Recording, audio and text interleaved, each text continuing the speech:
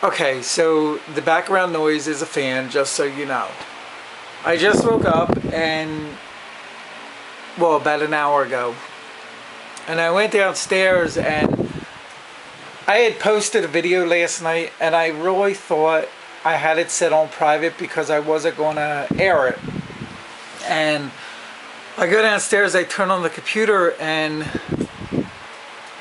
my depression video is on there. Then I start reading the comments and I was like, you know what? All right, I'm just going to leave it up because it's part of this new transition that I'm going to be going through with the liposuction. You know, my surgery on November 8th. And it's, making me realize a lot of things. Like, yeah, last night I was going through the issue. No, who doesn't go through issues? But it's got me thinking, this is a big change in my life. Yes, gastric bypass was a major change. But gastric bypass is not the reason that I was really trying to hide myself, so to speak. I gained weight on purpose. I did.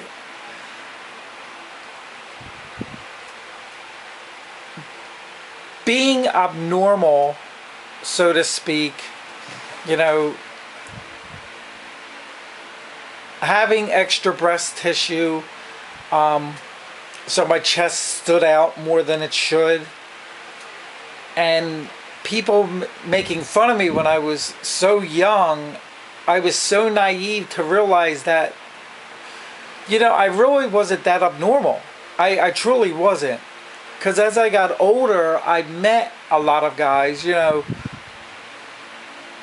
are actually bigger than me.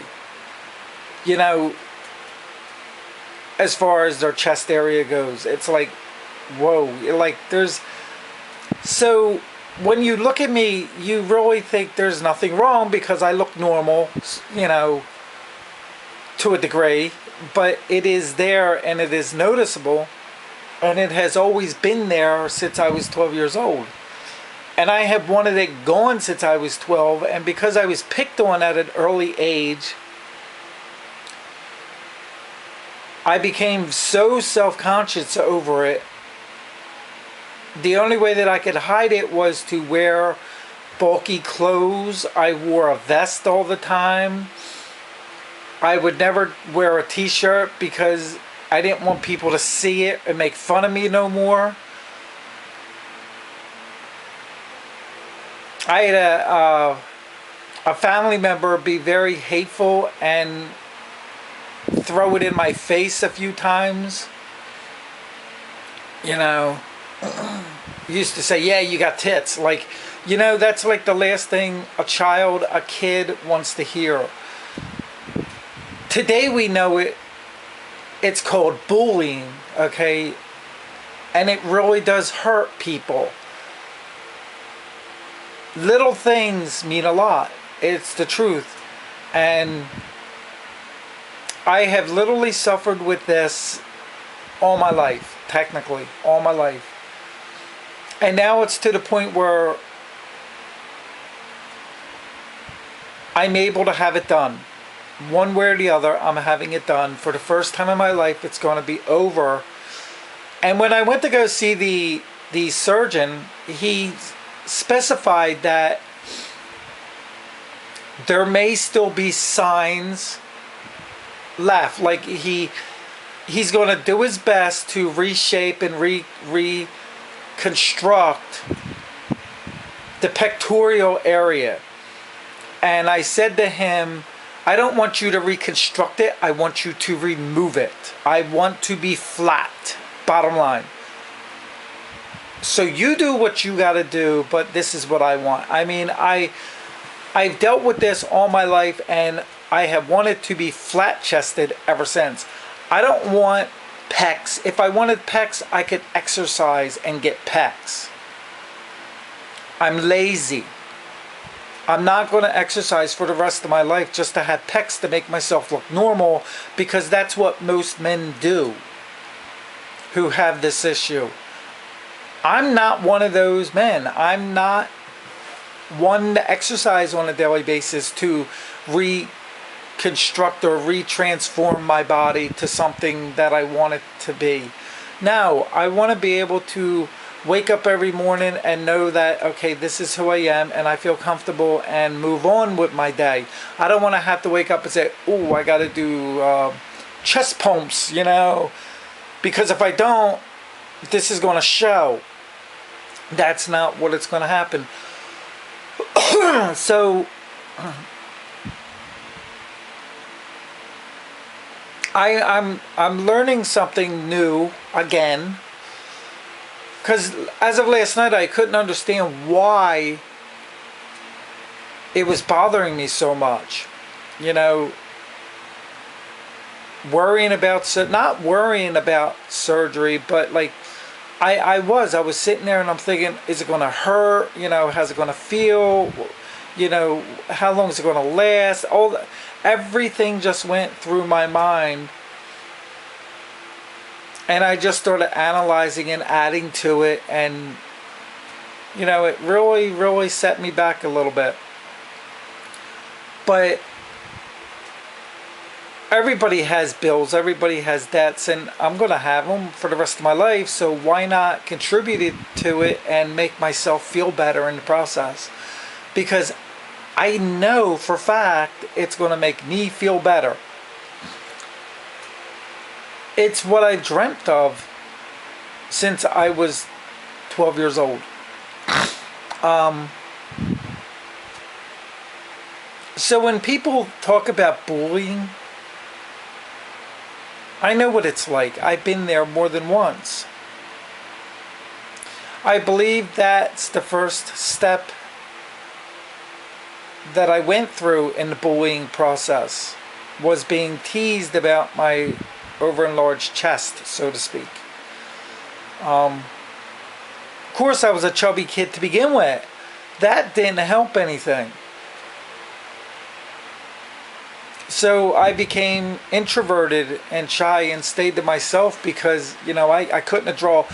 There's no way you could draw attention to yourself when you're trying to hide from people pointing you out, so to speak. Like, I didn't want people to say, ooh, look at him, look at him.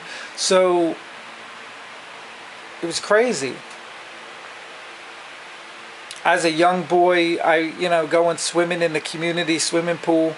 We grew up in a condominium development. We had a built-in swimming pool. And I used to love going into the pool, but I would have to go in with a t-shirt on, and the excuse was, oh, because I burn real easy. Truth was, I didn't want people to notice. And I would stay in the pool all day because then I was afraid to get out of the pool. As crazy as that sounds, I was afraid to get out of the pool because I knew I would have to pull the t-shirt away from me, you know, like so people wouldn't be able to see right through it. It's hard when a kid goes through this. And, you know, there is technically nothing wrong with me. I mean, yeah, there's a handful there. You know, it's extra skin, it's extra fat. It's something that could have been prevented probably if I exercised as a teenager while I was going through the puberty stages.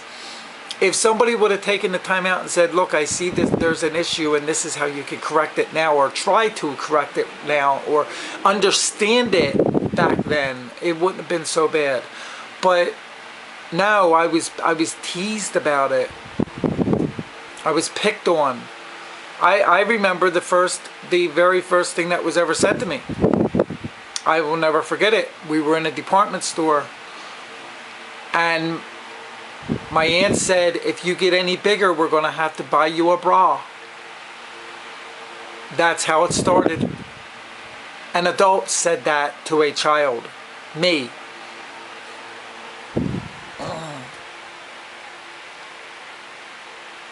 I'm not mad at her. I've never been mad at her. Now that I'm an adult, I understand what she said shouldn't have been said. But people don't think before they speak. And that first words technically traumatized me for the rest of my life to where I am today. So that's what I've learned. I did not anticipate on sharing this journey with anybody,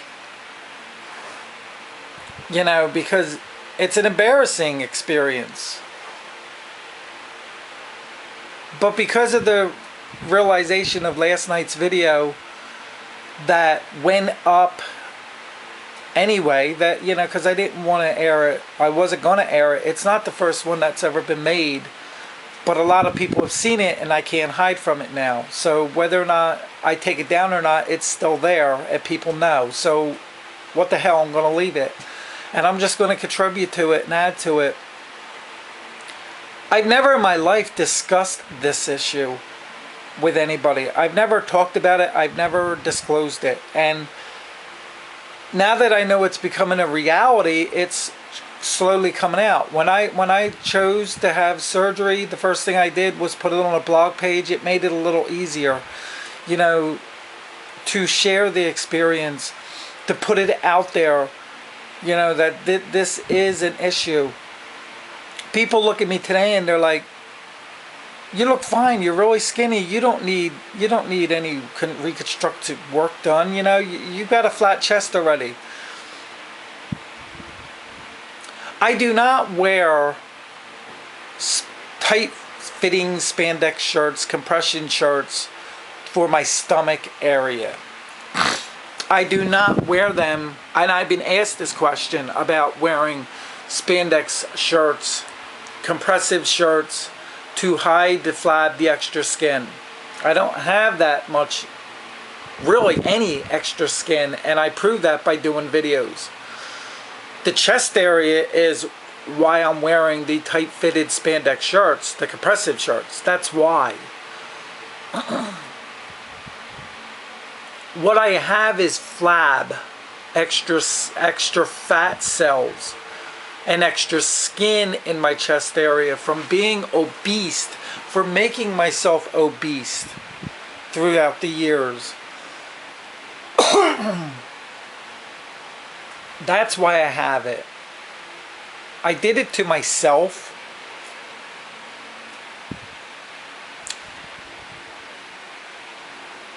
I did it to hide from people, to stay away from people. I used to be the shy, introverted one because I didn't want people to see through me. I didn't want people to ask me questions. Now you got to understand, when I was 10 years old, I was molested on top of everything else. So I've already had bad issues. It was between I was 9 and 10 when it happened. So I already had something I was hiding. And then at 12, being told I would probably need a bra soon, that was like the end of it. That was... And you know what? Now that I think about it, it's like, I don't even think I was 12. I think I was around the same age. I was like 8, 9 years old. I really believe that was the same time it happened. So those comments that were made were actually made the same entire time where I was molested. So that just added on to who I become. And I've been fighting ever since to, you know, get myself out there and establish who I should be. I've done a very good job of it because, you know what, it's made me a very stronger person, even though I've never admitted to the truth. It's made me a very stronger person, and that's why I don't bully people. That's why I don't put people down. That's why I try to, like,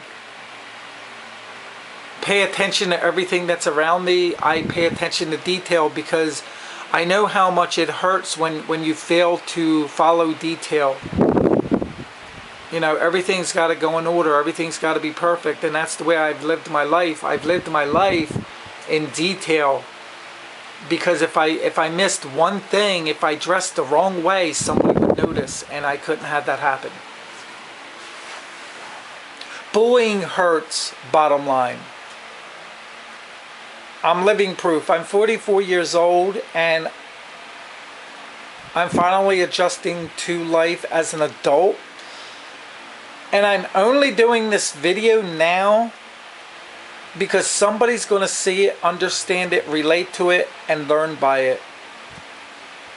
That's the only reason I'm putting this up. And at this point, I don't care. I don't care. When I made my blog page and was asking for donations to try to help me pay for this surgery that I cannot afford, that's the reason I did it, because I no longer cared. I wanted this done so bad.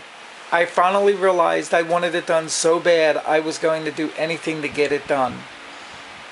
And in the process, here I am today making a video about the reason why. Had I not received that charge card in the mail, I wouldn't have been able to have this done. That's bottom line. So everything happens for a reason. And yeah, I'll be paying for the rest of my life, but guess what? It's worth it. It's worth it. And that's what I think I've learned from last night's video. To make myself feel better about something that started when I was so young, to finally put it behind me. Well, it'll never be behind me because I will never forget anything that I've ever been through or done. But for the mere fact of having that one thing done, the dream, the long lived out dream, you know, I wanted this done for so long, and now that it's finally happening, I'm going to go through emotions, you know, ups and downs. I do understand it's going to hit me because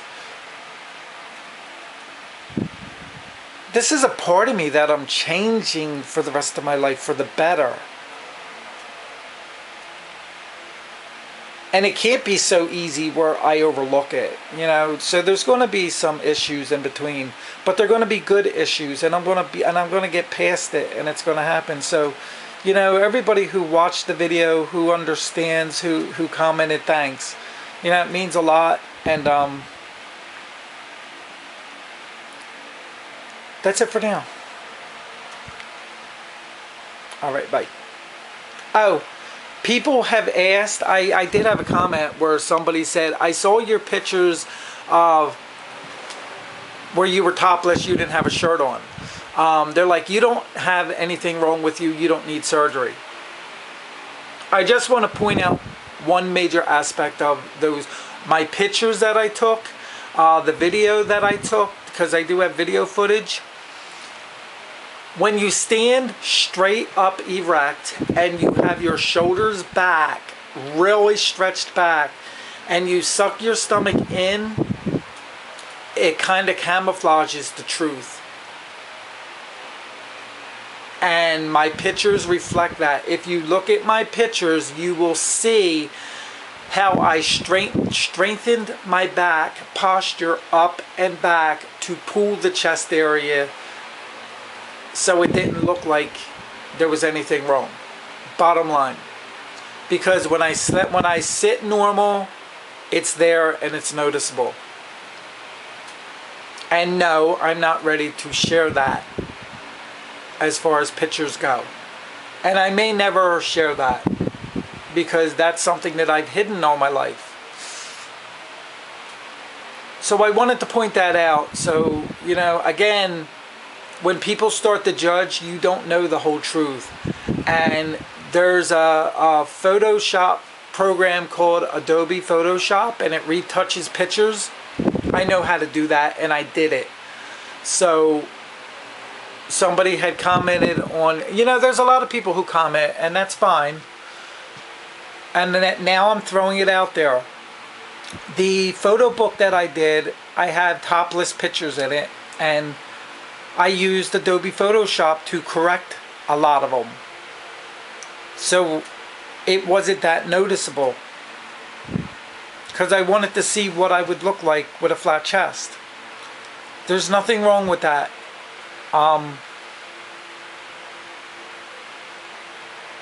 I like my book. I'm glad I did that book, because it brought me to where I am today to really want this surgery done now. And when I called and asked about having it done and so forth, the secretary said, well, when do you want it done? We could do it next week. And I gave myself a couple extra weeks. I should have taken her up on next week's offer. I really should have, but there's so much going on. So, yeah, that's where I am right now. And I'm just putting it out there. Alright, thanks for watching. Bye.